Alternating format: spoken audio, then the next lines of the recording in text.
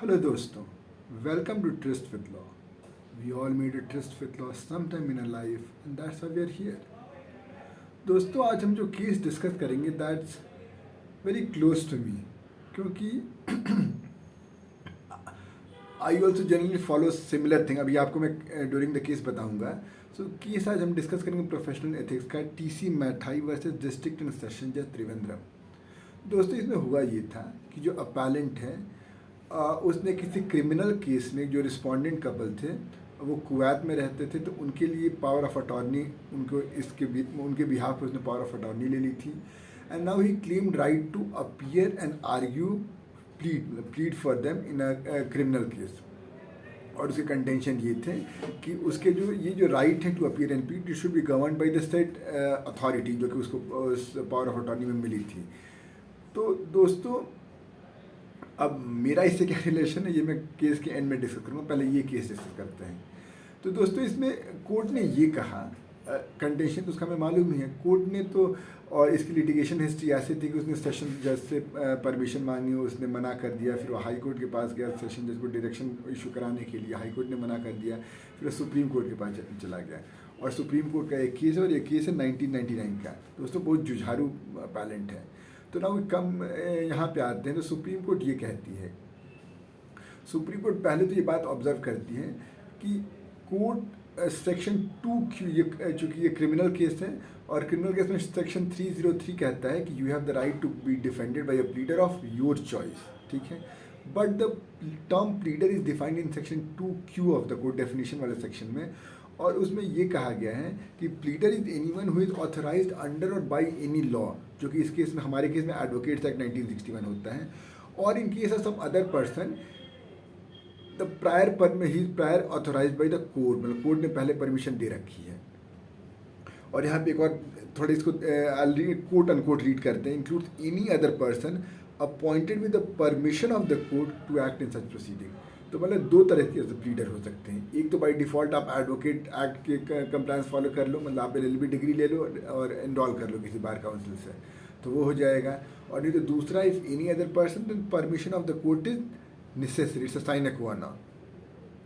तो कोर्ट ये कहता है, और कोर्ट सेज कि एक advocate is an officer of the court, तो उसकी रिस्पॉन्सिबिलिटी है help the court in reaching towards justice.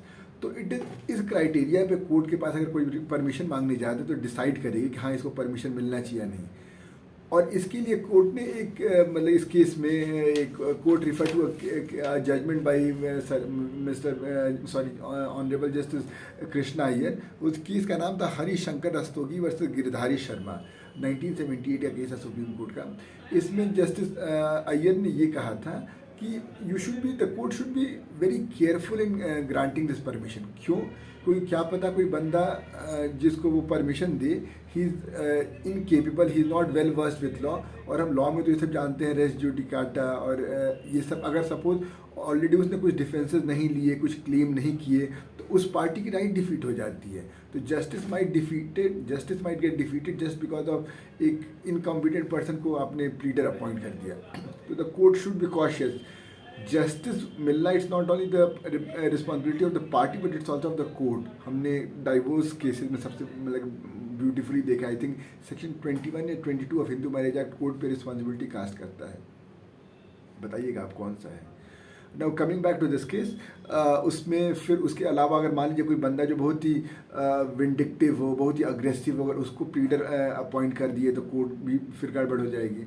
तो कोर्ट, तो इसीलिए कृष्णा अय्यर ने कहा था कि द कोर्ट, इसलिए कोर्ट से परमिशन लेनी होगी, और कोर्ट को ऐसा कुछ क्राइटेरिया दे के परमिशन देना होगा कि whether the appointment of such a person as pleader helps in the cause of justice. अब उसके बाद दोस्तों यहाँ पे तो ये कॉमन जो का हमारे जो अपैलेंट भाई साहब हैं, बड़े मतलब he is very perseverant person, उन्होंने ये वही अपना आर्गूमेंट यूज़ किया कि पावर ऑफ अटॉर्नी मिला है तो मैं कर सकता हूँ। लेकिन कोर्ट ने कहा कि कोर्ट ने ऑलरेडी कह रखा है, दिस सुप्रीम कोर्ट, कि पावर ऑफ अटॉर्नी में अनलाइक इंग्लिश कॉमन लॉ, यहाँ पे पर्सनल जो कोई ड्यूटीज़ या duties which are attach to public office या ड्यूटीज़ इन फिड्यूशरी कैपेसिटी, वो सब पास ऑन नहीं हो सकती हैं। पर्सनल ड्यूटी जैसे मान लीजिए किसी की ऑब्लिगेशन टू अ पेरेंट या ऑब्लिगेशन टू अ वाइफ, ये सब जो पर्सनल ड्यूटीज़ हो गई, या public duty, so let's say I am an IAS officer, तो मुझे कुछ काम करना है, तो ऐसा नहीं कि मैं अपने भाई को पावर ऑफ अटॉर्नी दे दूँ और कहूँ कि भाई तुम जॉइंट सेक्रेटरी से डील करो और वो तुमको पैसे ट्रांसफ़र करेगा। उसी तरह फिड्यूशरी कैपेसिटी, तो देखिए अगर मैं लॉयर हूँ और मेरा कोई क्लाइंट है और मैं उसके बिहाफ पे केस लड़ रहा हूँ, तो मैं पावर ऑफ अटॉर्नी साइन करके उसके अपने भाई या अपने दोस्त को नहीं दे सकता हूँ। बाकी ये जो भी लोग और जाते हैं वो प्रॉक्सी काउंसिल रहते हैं, वो वकालतनामा में रहते हैं, वो वकालतनामा एंड में देखते हैं। वकालतनामा is itself a kind of power of attorney, जिसमें जो पावर दी जाती है वो सिर्फ उन्हीं को दी जाएगी जो एडवोकेट्स हैं। तो इसलिए कोर्ट ने ये इस आर्ग्यूमेंट को रिबफ किया।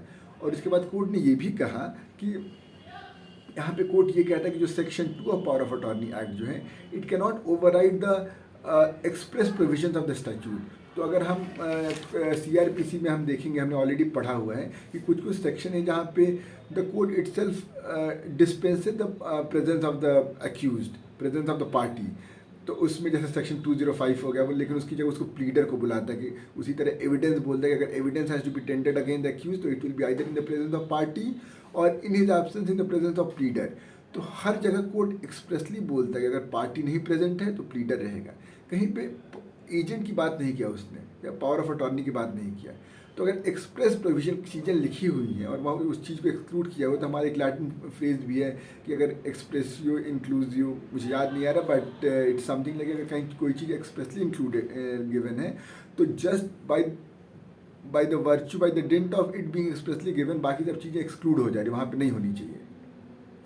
तो इसलिए कहीं ऐसा नहीं है कि पावर ऑफ अटॉर्नी का वो किसी को मिले और वो वहाँ पर प्लीड कर सके और अपीयर हो सके। और एक कोर्ट एक और केस रिफर करता है मद्रास हाई कोर्ट का, ये भी रेलिवेंट केस है, M Krishnammal versus T Balasubramaniam Pillai. तो दोस्तों इसमें राइट ऑफ अपीयरेंस की बात होती है। तो जनरली जो पार्टी होती है it has right of appearance, वैसे तो ओपन कोर्ट होते हैं, हम सब जाकर वहाँ पे बैठ सकते हैं, बट सपोज कोई मुझे जाने नहीं दे रहा है या सपोज वो द कोर्ट इज़ फील्ड और मैं नहीं जा पा रहा हूँ, तो जो पार्टी होती है तो उनकी तो राइट होगी जाने के लिए, लेकिन क्वेश्चन है कि क्या पावर ऑफ अटॉर्नी जिसको मिला उसकी भी राइट है। तो कोर्ट ने बोला कि नहीं, जिसको पावर ऑफ अटॉर्नी मिला है it's not, he is lesser than a pleader, वो सेम वो अथॉरिटीज उसका, और he is obviously lesser than the party itself, जो पर्सन जो पावर ऑफ अटॉर्नी दे रहा है। तो इन सब के बाद कोर्ट ने यही कंक्लूड किया कि पावर ऑफ अटॉर्नी मिलने के से आप ऐसा नहीं कि आप उसके बिहाफ पे जाकर मतलब प्लीड कर सकते हो या उसके बिहाफ पे जाकर अपीयर करोगे इन क्रिमिनल केस, अनलेस जो पावर ऑफ अटॉर्नी दे रहा है ही और she seeks permission of the court. यहाँ पे वो लोग परमिशन सीख करने नहीं आते, यहाँ पे जो पावर ऑफ अटॉर्नी होल्डर था अपैलेंट, वो कोर्ट से बोला था कि मुझे अपीयर करने दो। तो इसलिए चूंकि वो नहीं आए थे, इसलिए द सेशन जज was right. Now coming back to थोड़ा मिर्च मसाला, how is it relevant to me. तो दोस्तों अभी तक हमें जब लोगों को LLB डिग्री नहीं मिलती है फिर भी कंज्यूमर केसेस आप कर सकते हो, but the thing is consumer case अगर आपको किसी और के लिए करना हो तो या तो आप एज अ फ्रेंड फाइल करो, वो तो सारी अपॉर्चुनिटीज़ है, बट आप किसी के लिए पावर ऑफ अटॉर्नी होल्डर रख के भी कर सकते हो। तो उसके लिए पावर ऑफ अटॉर्नी होल्डर रख के आप उसके लिए आर्ग्यू करो उसके बिहाफ पे और आप अपीयर हो जाओ। बट ये कंज्यूमर केस के लिए LLB डिग्री नहीं चाहिए, तो इसलिए कोई गलत नहीं है।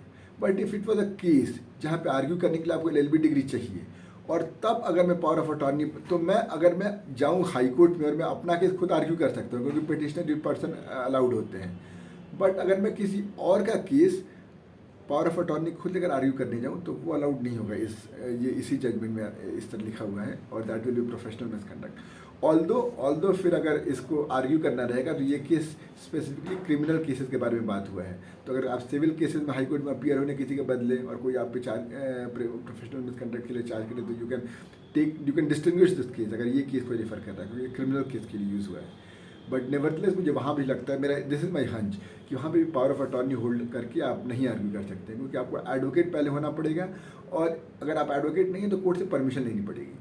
तो दोस्तों आई होप आपको ये वीडियो समझ में आई होगी और मिलते हैं एक नए वीडियो में एक नए केस के साथ। Till then let's continue with the trust with law. Bye bye.